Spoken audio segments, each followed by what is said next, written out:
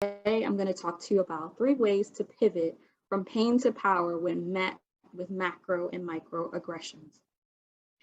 Have you ever felt like an imposter internally? Like no matter how much you accomplish, you still were not good enough or smart enough? Like you did not belong at that seat at the table? That seat that women fought to have through the women's right movement, the seat that Black people fought to have through the civil rights movement, the seat that you know you have not really been invited to, but that you had to pull up to that patriarchal table because you had the passion and the purpose to pursue your purpose. So you did that? Yeah, that seat. Well, it's not that you don't belong. It's that others try to project their insecurities and ignorance onto you to make you feel like you don't belong through macro and microaggressions. Coined by Pierce in 1978 and further developed by Sue in 2007, microaggressions are the subtle, derogatory insults that aim at a person who's a member of an oppressed group based on stereotypes. Microaggressions occur in the form of covert or implicit biases, which is when the deliverer is unaware of their biased comments. Yet there have been more overt discrimination occurrences in recent years. Those are considered to be macroaggressions. For instance, have you ever been in a meeting speaking and a person from the majority group, white or male, cuts you off and talks over you? Or worse, have you ever been in the middle of a presentation and a person from the majority group questions your knowledge, skills, and abilities in front of others? Real talk, I was presenting on a live webinar last month talking about the importance of bringing a diversity, equity, inclusion, and belonging lens to organizational decision making. And the white female client cuts me off to say, I thought you were going to talk about Juneteenth. And I pause, I'm thinking, why? Because I'm Black? This was a macroaggression, as the client kept interrupting me throughout my portion of the presentation and did not interrupt my white colleague, not once during her part of the presentation. Or have you ever had someone from the majority group say to you, you speak so well, or you're always changing your hair, or if you're in a meeting, they ask you to take notes? This is a microaggression, and it's more covert or implicit. Although they're referred to as slights, they're more like slices that slowly chip away at you, leaving scars of self-doubt, self-selecting of how you should show up in the space where you feel you don't belong, where you fear being your authentic self because of the constant battle with these macro and microaggressions that you're met with. These feelings are called the imposter phenomenon, and it refers to high achieving women's internal experiences of intellectual phoniness and self-doubt. And self-doubt is real. No matter how much you may have accomplished, the imposter phenomenon makes you feel like it's not enough. So for me, I was born and raised in the South Bronx, New York. I am a wife, a mom, and a child of God. I've gotten my bachelor's degree in mass communications with a minor in psychology. I have my master's in industrial and organizational psychology. I'm also a doctoral candidate pursuing a degree in organizational leadership. I'm a strategy and advisory consultant. I'm a certified professional diversity coach. I'm a diversity coach instructor. I'm also the founder and CEO of Couture Coaching. And I'm the founder and CEO of Divine Destiny Publishing. And I'm also an author of Out of the Wilderness, Weathering Life Storms from Trials Through Triumph, a spiritual poetry book. But despite all of these accomplishments that I achieved while still battling anxiety and depression, I still felt like an imposter in the leadership spaces that I entered. I thought it was me, something I wasn't doing right, but I let others' limited views of themselves place limitations on my abilities to walk in my God-designed destiny. So I dug deeper in my dissertation research and found that there have been no considerations made for the environment in which imposter phenomenon ignites due to the fuel and the fire of macro and microaggressions. And although we are in a pivotal point in American history where racial reckoning and systemic injustices have greater visibility, There are some organizations who are just not ready to address the detrimental impact that these derogatory insults have on their minority population. So today, I want to take the focus off of the scars and shed light on the shining stars that may have been dimmed due to the diminished capacity to deal with the weight of these painful poisons of racial gender discrimination in the form of macro and microaggressions. So today, we'll talk about how do you pivot from pain to power when met with macro and microaggressions. So I'm going to discuss 3 ways in which you can do so. Number 1, pause, breathe. Take time to process the pain before responding. If you need a mental health day, take it. Recently, I dealt with some macro and microaggressions in my workplace. And I was trying to push through and trying to be that strong Black woman as we're taught to, you know, in our generations as Black women. And I finally realized in order for me to be good, not just for myself, but for my family, I had to step away. I had to take a break. And I used my insurance. I was able to take some time off and just rest and reset. And so I encourage you, if you're dealing with those types of anxious feelings, or you're feeling depressed due to any of these discriminations that you've experienced, it's okay to ask for help, and it's okay to take time off to heal. Also, meditation and prayer works for me. That was super instrumental in helping me to heal during my time off. But for you, it may mean reading a book while taking a relaxing bath, or having a spa day to unwind and release the stress of the traumatic event. Practice self-care and self-compassion, because if you don't care for you, no one else will. Now, the second way in which you can pivot from pain to power when met with macro and microaggressions is to pronounce. Pronounce means that now that you've paused, and when you're ready, or if you feel comfortable, bring the macro or microaggression offense to the attention of the offender. In the case of microaggressions, sometimes they are unconsciously committed due to implicit bias, and communicating to the offender may bring about an understanding. But please, please, please do not attach any expectation to the conversation, because some offenders may not understand, and they may focus on their guilt, or they did not intend to offend. For instance, I did confront the offender, and they made excuses, or they said, "I'm sorry if you felt that way," that diminished apology. And I explained it's not if, that is how your actions impacted me. So again, it's not about the intent, it's about the impact it has on you.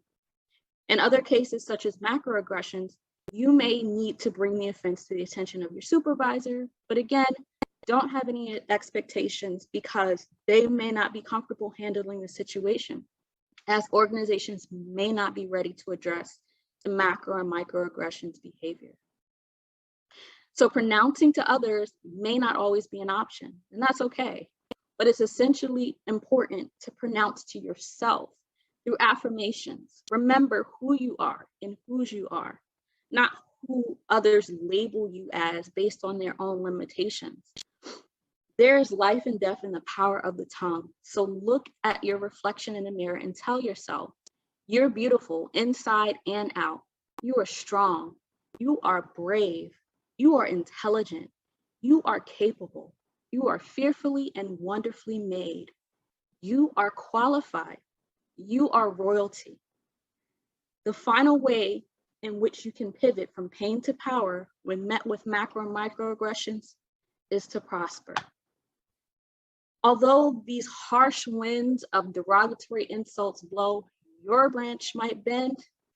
Oh, it will bend, but it will not break, because you are bigger than the bigotry. You have a purpose. After being met with macro and microaggressions like me, I'm sure many of you may have felt disrespected, deflated, discounted, and maybe even defeated. But I'm here to tell you today that no weapon formed against you shall prosper. So reposition your crown, sis, and remember that your divine destiny is just on the other side of that door. And while opposition may be in front of the door, it does not have to define who you are. So speak positively over yourself. And like the women pictured here, continue to press towards the prize. Continue to pursue your passion and purpose on your path to prosper. Thank you.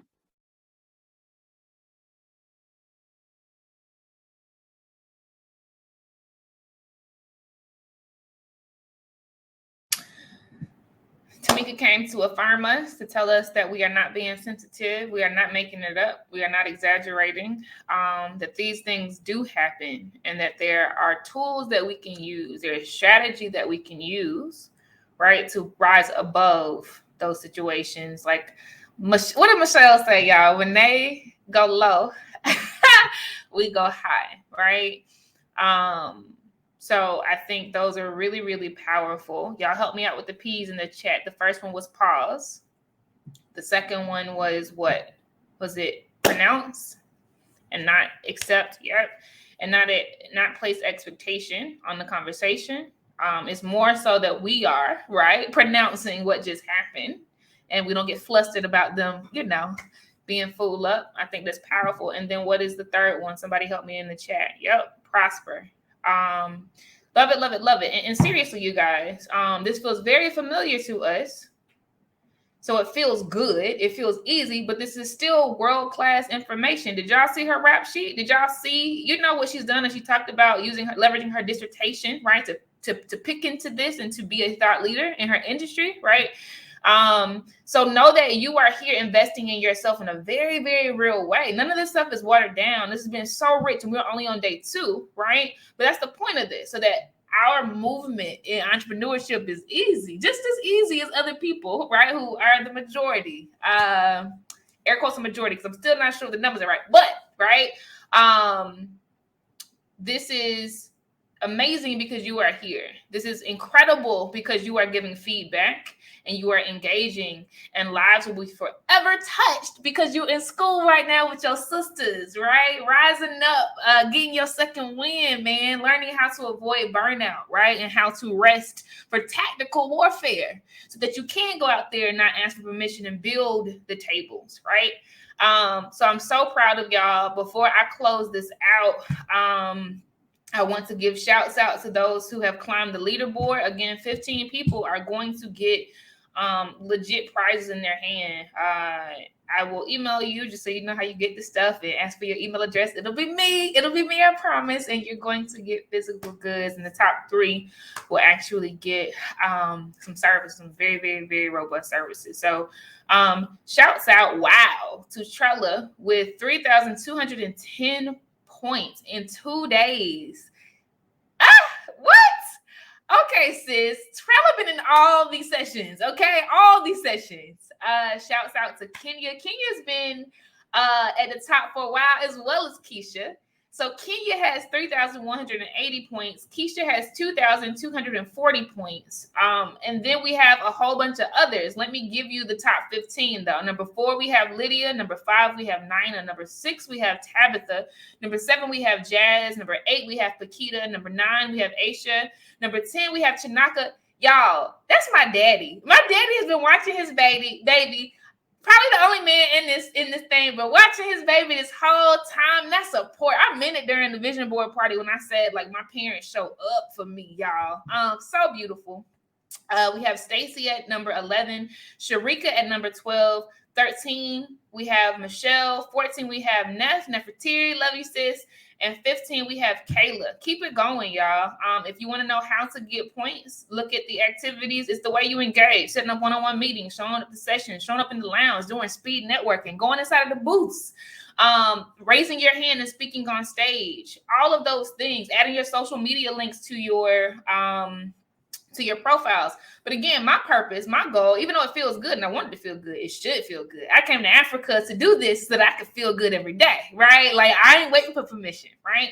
My purpose for doing this is so that you all feel how easy this is and you move this way in the world. You show up and you shake hands and do collaborations. You do your pitch on the elevator like, what's up, sis? This is my business. Do you want to work together, right? You show up at networking events with your head held high and being yourself, right? And not worrying about removing the thickness of your accent and stuff. That's crazy talk, y'all. Professionalism is just showing up and being a good human being, okay?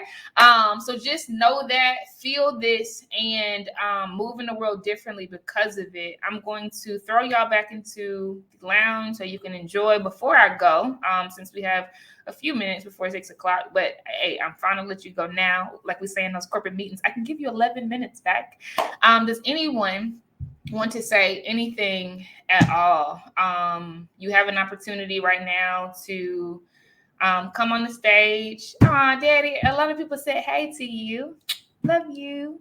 Do you want to raise your hand and say anything? No pressure at all. I'm just gonna call out Cortesia again. Like, her sessions are coming up, but you have a branding genius. I really do mean that. I don't say that lightly in the house. So if you want to chop it up with her, DM her and figure out what table y'all can go to and just get some tips. She was fussing at y'all about trademarking on the feed, so I hope y'all watch that.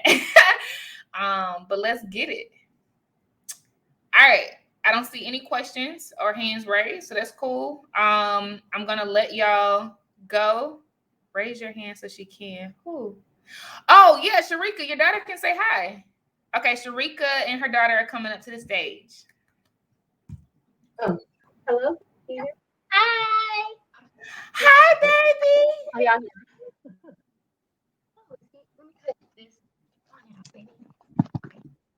Hold up. Camera issues yesterday. What about Is now? baby still talking? We can't hear her.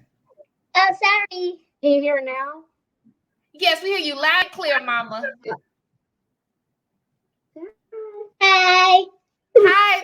Thank you for being with us today. We're so happy you're with us. Thank you. You're welcome. Did you like the experience? Huh? Did you like the experience today? Yes. Good. And what's your name? Jaria. Jaria, what a beautiful name. We are all saying hi. You are our niece. You are officially our niece. I'm Auntie Casey. It's so nice to meet you, Mama. Thank you. You're welcome. Thank you, Sharika.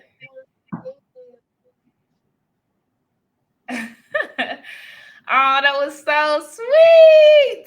Future world leader. That's right, Bakita. We love the kids. Anyone else? Last call. Anyone else want to hop on the stage, share any reflections, any thoughts before we close it up and go to the lounge for networking? The offer is open. If not, no worries. I will throw y'all into the lounge and let you get to it. All right, and I'm gonna say this to anybody who's in the room right now. I can't count that this fast, but we probably got about 40 people in here. I'm gonna say this to y'all.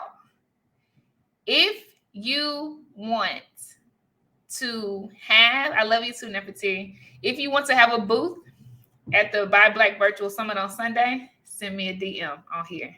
All right. If you want a booth, send me a DM. I got you. All right. Bye, y'all. Love you. Mean it. Mwah.